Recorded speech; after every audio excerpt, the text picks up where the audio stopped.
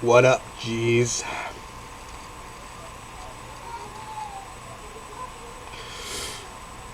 Bringing you another reaction. This one from Comics Explained. Rob is giving us a brief look, a touch into the time span between Star Wars Episode 6 and Episode 7.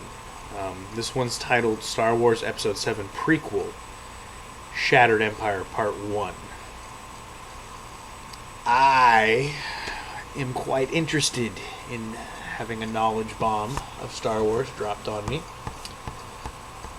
So, Rob, enlighten us. Let's go.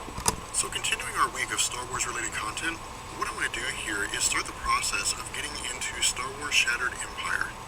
And what I'm hoping is that at the end of the next several videos, you'll have enjoyed this story, but also have a strong understanding of how the new Star Wars universe is shaping up under the control of Disney. So Shattered Empire is a 4-part miniseries and comes out of Disney's acquisition of both Marvel and Lucasfilm, and was written by Greg Rucka, running as a weekly release between September 9th of 2015 and October 21st, under the banner of Journey to the Force Awakens.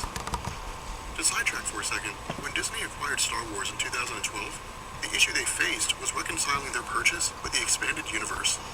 As a grassroots campaign launched after the release of Star Wars Episode 4 in 1977, the expanded universe sought to live up to its namesake and quite literally expand on the Star Wars universe. As such, between 1978 with the release of the novel Splinter of the Mind's Eye to Empires in Rebellion Razor's Edge in 2013, the expanded universe encompassed everything ranging from novels detailing the origin of the Republic to Dark Horse Comics' Dark Empire focusing on Luke Skywalker's fall to the dark side after Return of the Jedi. And so because the expanded universe was so massive, rather than sifting through the various novels, comics, and games, Disney instead opted with the wholesale elimination of the EU by rebranding them under the Legends banner and creating their own expanded universe under the banner of Journey to the Force Awakens. To this end, in an effort to ensure cohesiveness among all of their titles outside of the films, Disney formed a division within Lucasfilm called Lucasfilm Story Group, which would vet all existing content and determine its canonicity within the greater Star Wars universe. During this time, Disney elected not to renew the comic book license of Dark Horse Comics, which had been producing Star Wars-related material as part of the expanded universe, and opting instead to keep everything in-house, move the comic book arm of the Star Wars franchise to Marvel Comics. And so after bringing several of their top writers on board, including Jason Aaron, Charles Soule, and Mark Waid, Marvel set about creating a series of in-canon stories focusing on the main cast of Star Wars, including Princess Leia and Lando Calrissian, but also looked to fill in the gaps between the films by providing a main Star Wars title that takes place after A New Hope, but before Empire Strikes Back. Now, during an August 2015 interview with StarWars.com prior to the release of Shattered Empire, writer Greg Rucka had stated that the goal of the story was to help bridge the gap between the events of Return of the Jedi and The Force Awakens. In addition to this, because The Force Awakens is introducing new characters like Poe Dameron, following several back-and-forth pitches between himself and Lucasfilm Story Group, the decision was made to incorporate the main Star Wars cast into the story, but spend a majority of the time focusing on Shara Bay and Kes Dameron, the parents of Poe. Having said that, as we get into the story, what Rucka does is provide the battle of Luke Skywalker and Darth Vader as a backdrop to the main conflict in space regarding the forces of the Rebel Alliance and the Empire. Switching to Shara Bay, the story focuses on her efforts alongside Green Squadron, drawing the attention of the Empire's snub fighters while Lando attempts to destroy the second Death Star. Now to sidetrack for a second, within the realm of Star Wars, over the course of episodes 4, 5, and 6, the Rebel Navy was split into several starfighter squadrons, where some like the Y-Wing Gold Squadron were recognizable due to their efforts during the Death Star run in A New Hope. Others like Rogue Squadron under Luke Skywalker were more recognizable due to their use of the signature T-65B X-Wing starfighters. Now the Green Squadron with Shara Bay was comprised entirely of RZ-1A wings, which came designed with concussion missiles, shields, and a hyperdrive, but in order for pilots to achieve their superior speed, many of the models were stripped of their missiles and shields, leaving them with the bare essentials and functioning identical to the Empire's TIE fighters. As such, A-Wing pilots were considered to be some of the best in the galaxy because unlike other squadrons, there was no protection if they were hit with a direct blast. In addition to this, where Lando alongside several others enter the Death Star for the purpose of destabilizing its core and causing an explosion, Green Squadron holds back in an effort to deal with the incoming TIE fighters, but also to ensure that if the Empire begins the process of evacuating the Death Star, that someone will be there to shoot down their escape pods before they can reach the moon of Endor. Something that's what's also interesting here is that when Luke Skywalker escapes the Death Star in an Imperial shuttle with the now deceased Darth Vader, the initial reaction of Green Squadron is to shoot it down, since their belief is that either the Emperor himself or another person of significant ranking may be on board.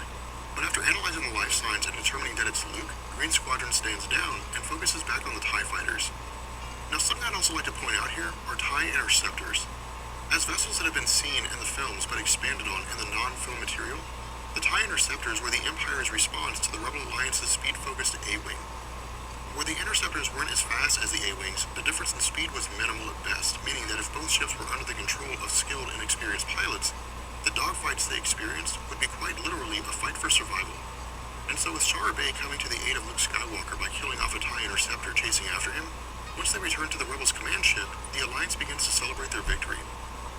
Now, the cool thing about the celebration as it's shown in this comic is that it provides the events from another viewpoint. Where the films focus on Luke, Leia, Han, and the rest of the movie cast, the comic focuses on the various pilots of the Rebel Alliance, with the movie cast standing in the background. Furthermore, where Shara Bay searches the various pilots in her attempt to locate Kes, her efforts eventually bring her to the attention of Han Solo and Lando Calrissian. Where the discussion between the two is largely friendly in that they're exchanging some back-and-forth banter regarding the Millennium Falcon, Shara approaches Solo looking for a strike force called Spec Force Pathfinders. To sidetrack for a second, despite the name, the Pathfinders don't actually share much in common with its namesake in the U.S. military. Instead, within Star Wars, the Pathfinders are more akin to the Marine Corps Special Operations Command, which focuses on direct action, special reconnaissance, foreign internal defense, counterterrorism, and special operations. And so after entering the hut where the Pathfinders have taken up refuge for their own celebrations, Shara is initially hit on by one of the group named Tuck. Now, the inclusion of this moment isn't of any major significance, and instead, it's really just designed to maintain the flow of the story and provide a more natural narrative to the events of Shara attempting to find her husband. But as the two take some time together by going on a quiet stroll, the conversation provides us with some insight regarding the war against the Empire. What we learn here is that from the perspective of Shara, they've been fighting for what seems like decades. Now, something to point out here is that from the end of Star Wars Episode 3 to the conclusion of Return of the Jedi, around 23 years have passed. In addition to this, for Shara Bay herself, because she's married and seems to be around the same age as Luke, we could make a legitimate argument that she's probably been fighting for around a decade. But again, this is just an estimate on my behalf since we're not given any definitive information on whether this is the case or not. But regardless, much like the end of World War II and the baby boomer generation, the Rebel Alliance is celebrating their defeat of the Empire by spending time with one another and producing children. However, what Marvel does here is provide us with a really cool view of the post-war idea, and that when the Emperor was killed along with Darth Vader, it didn't mean that every general and governor simply gave up. Instead, it created a massive power vacuum in the Sith Empire. As a result, with Han Solo calling the various forces of the rebel groups together, we learn that some of the Imperials are holding out on the moon and preparing a counterattack against the rebels. To this end, Han Solo looks to keep this from happening by mobilizing ground units with limited air support, composed of their best pilots to lead attack against the Imperials. Now, where Shara is quick to volunteer herself for reassignment and fly the combat transport to the location of the Imperial holdout, the indication from Kes is that he doesn't really like the idea. Now, where he doesn't speak out directly, I would surmise that for him, he was looking at the idea of walking away from the conflict and simply spending time with his wife. And so injecting a bit of comedy into a story that's been largely serious so far, as Shara pilots the transport, we learn that several Ewoks have been brought on board and are making life rough for Shara, and that they keep pressing buttons out of curiosity as they don't know much about technology. In addition to this, rather than Han Solo sneaking them into the Imperial base, instead, he takes them in fast and hard under the hopes that it will take the Imperial forces by surprise, allowing the rebels to capitalize on their panic. As a result, because the Imperial forces only have one all-terrain scout transport, also known as an AT-ST, and instead are largely confined to ground forces, the rebel attack is successful and manages to wipe out the remaining Imperials on the moon. Something to also notice is that Kes finally makes his feelings known in saying that he wants to find a planet and build a house with Shara. To focus on this for a second, the Rebel Alliance's battle against the Empire has been a long and arduous one in that they were constantly outmatched and outgunned at almost every turn. Where their success eventually came with Luke Skywalker, Han Solo, and the Force, the fact remains that for many, the task of mopping up the remaining Imperial forces should be left to someone else, as they've done their duty. And so once the rebel mission is complete and Kes, along with Han Solo and the rest of their forces, return from inside the bunker, we learn that this holdout is not the only one, and that multiple governors and high-ranking members of the Sith military are attempting to reconcile power into themselves in an effort to become the new ruler of the being said, we're going to bring this video to an end, and let me know how you feel about Shattered Empire so far. I actually think it's a pretty good story. And I will catch you guys later. Peace. Well, I'm interested. I can't wait to hear the next part of the story. As a Star Wars fan, I'm fluent in all Star Wars movie talk. And while I'm not exactly fluent in the expanded universe, it doesn't matter because Disney deleted it. So, this little piece of official filler is, I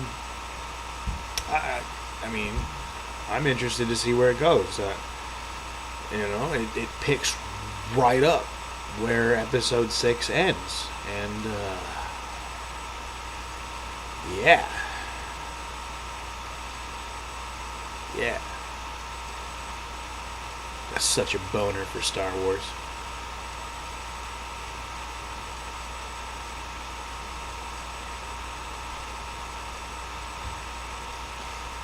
Tell me in the comments how big your boner is for Star Wars and how much more you want to hear about this, because I'm going to hit you with part 2 when it comes out, whether you like it or not.